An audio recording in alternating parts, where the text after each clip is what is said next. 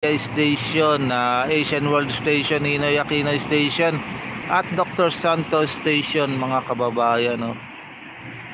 So ayan mga kababayan, so maraming salamat, thank you very much po mga kababayan. So like and share lang tayo mga kababayan, no? So time check tayo mga kababayan, 8:26 na po ng umaga mga kababayan. So naka 10 minutes na tayo. So 19 minutes na pala. So 19 minutes na. So siguro mga isang oras lang tayo dito mga kababayan. So isang oras. So pasyal ko muna kayo dito mga kababayan.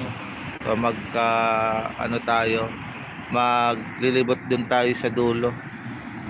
So samahan nyo ako.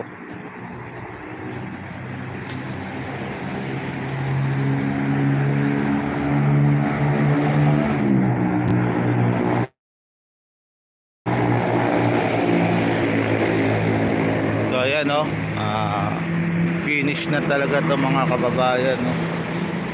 So finish na yung ating istasyon. So may escalator to, may hagdanan, may elevator. Maganda kung may elevator at escalator para sa mga senior citizen. So ayan, no? So ayan mga kababayan. So itutur ko kayo dito. So ayan yung ano. So dito kasi maganda maglagay ng footbridge. So ngayon wala pang footbridge. So mahirap-hirap.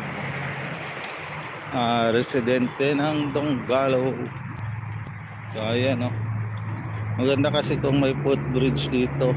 Hindi na sila iikot pa. Hirap kasi pag umiikot pa eh. Hassle. So ayan, no. So maganda kung may footbridge. Para pagpupunta sila ng ano. So ayan, no, mga kababayan. So malapit-lapit na talaga to.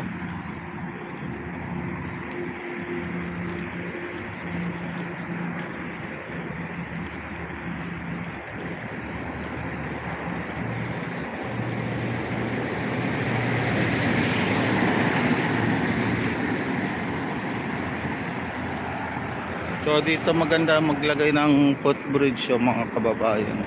So dito sa dulo.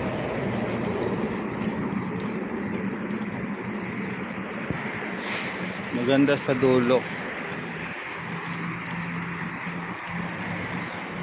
Sa dulo maglagay ng footbridge. So dito yan, no? So dito.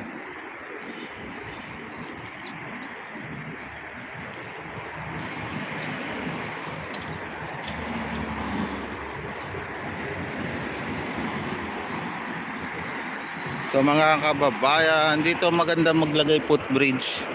Dito, ito papunta doon. Doon dito sa boundary ng Donggalo at Tambo. So dito maganda maglagay ng footbridge.